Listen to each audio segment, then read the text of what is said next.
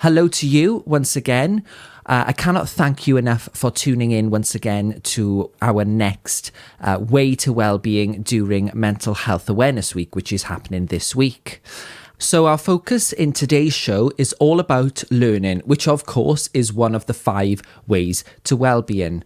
So learning, obviously the term is very broad, but when you do learn something new, you do get this sense of achievement. And of course, the last year has been a perfect time because we've had so much time on our hands to learn new skills. So we did ask over 50 of our volunteers to respond to questions asking if they learnt anything new during lockdown. So I'm just going to reel some of these answers off that I've got in front of me. I relearned how to play the piano as it helps me relax and de-stress. I learned more about computers and teamwork. I received a promotion and developed new skills to help succeed in this role. Arts and crafts, health and well-being, set up my own business, technical course and exam for Amazon, and it helped with my career. Virtual work experience, helped with a uni application, did an online poetry course, that sounds very interesting, an online CPD course, an online Zumba class, making craft items, a TEFL course, biking. I tried needle felting for the first time and worked on my drawing, someone said. Peer mentoring, someone else said. Haircutting, resilience and other skills for better mental health, social media and insights for work.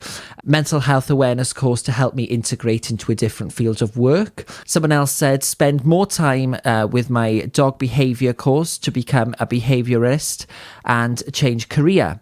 And then someone else said work Welsh, Cymraeg gwaith, made me more confident about speaking in Welsh. So thank you to all of you, and well done, of course, for everyone there who responded. I'd now like to introduce you to Damien, who has been helping me collate all the information for these podcasts and is now a volunteer at Volunteering Matters. So first of all, Damien, thank you ever so much for coming on today.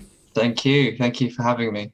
So given that our theme is around nature, do you have any ideas, Damien, that people could do or learn which ties into nature? And these could be very small things. So there's things like, you could make a juice bottle bug catcher. So you can learn about the ecosystem in your own garden. You put it outside and wait for the bugs to come in. You can make a rain catcher and you can measure rainfall, which is quite interesting to do. You could also, read up on your local area and the nature surrounding it, what types of trees there are, if they're evergreen or not, if you have any special or particular birds that come and visit. You could point out how many blue tits, how many great tits you can see, sparrows, the lists are really endless.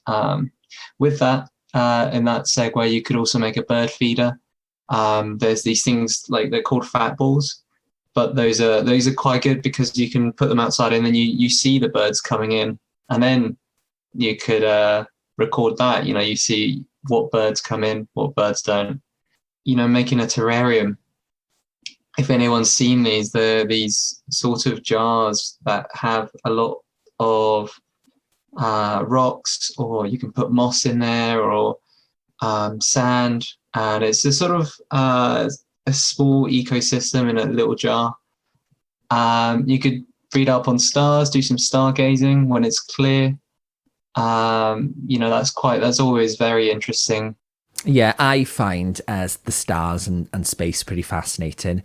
I remember receiving a gift once when I worked as a teaching assistant quite a few years ago in a primary school.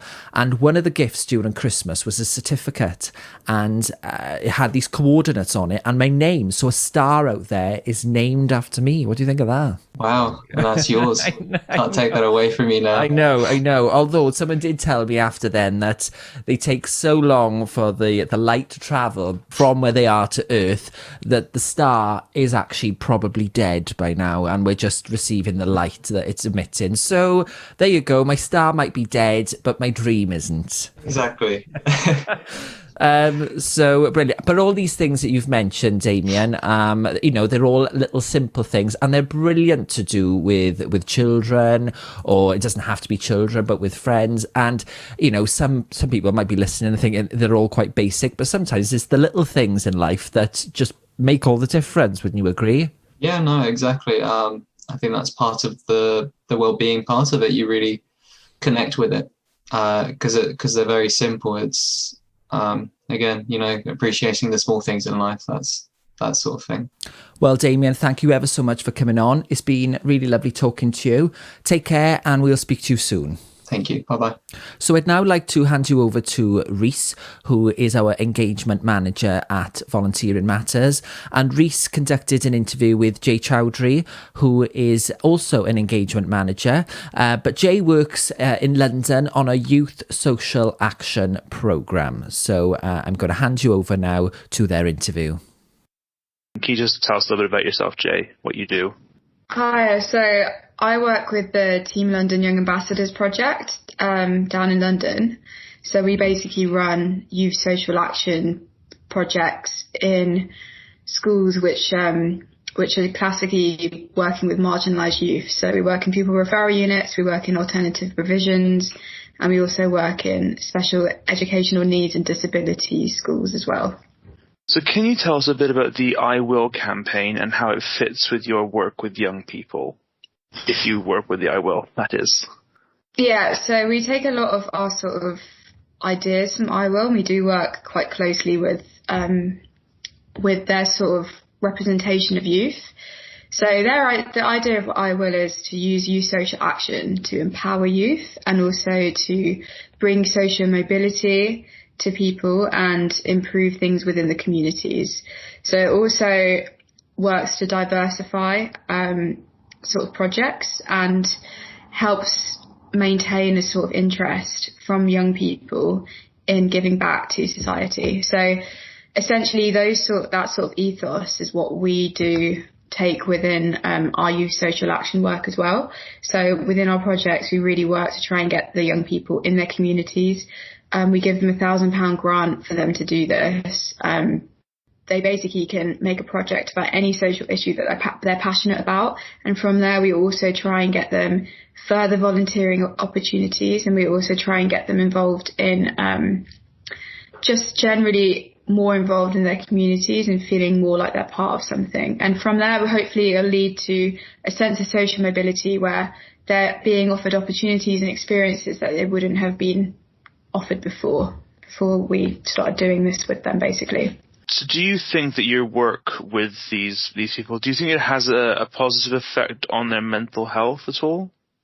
Yeah, I think especially now I've started going into schools and doing in-person sessions. Was it Wednesday? Yeah, a couple of days ago. I know that I went into a pupil referral unit and things are a bit chaotic, and I know the support staff are feeling a bit frazzled and the students are picking up on that, and we just had a really nice chill session. And I think by the end everyone was feeling a lot happier. Like they got to express themselves, they got to think about their communities, and they got to have a little chill out time, and I think it was really beneficial. That's good. So how do you feel that learning affects mental health? Do you think it has a positive or a negative impact on it? I think it's both. So I think there's a lot of pressure within learning, especially with exams, especially when mainstream schooling doesn't really take into account that people learn in different ways. And sometimes teaching styles can be quite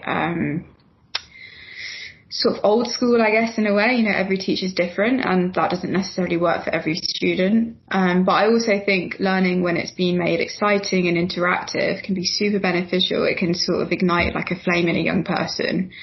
And that's what I try and do within this project. I try and find what they're interested in so that everything that we create is directed by them.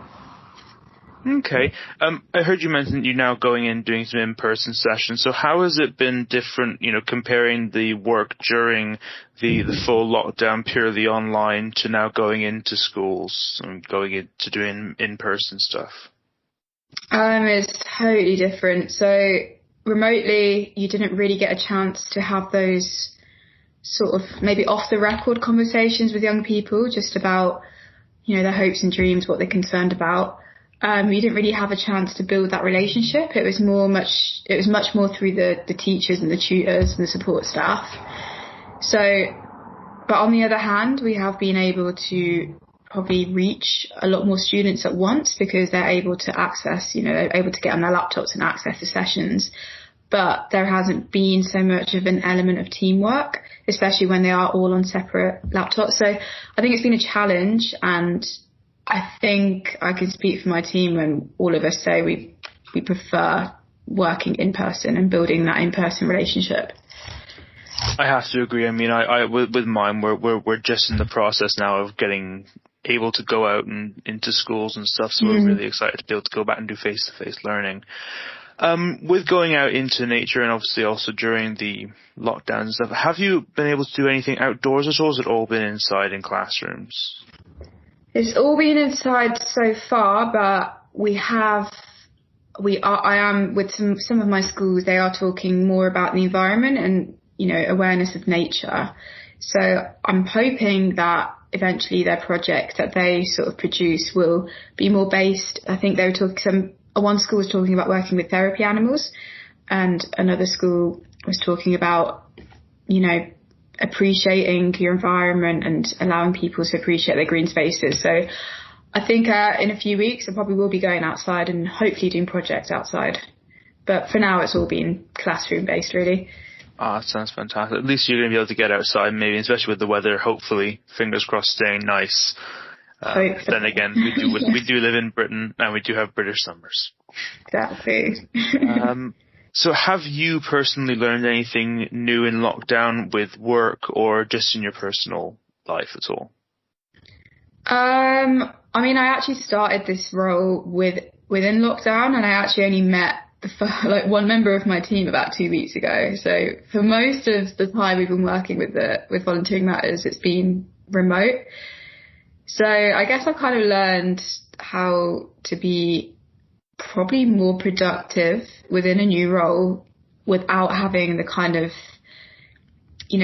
in-person support of a manager there all the time. Obviously, we're all on teams and things like that, but sometimes, it can be a challenge when you're not in the office together and you can't just go to someone and just say, can you help me with this very quickly?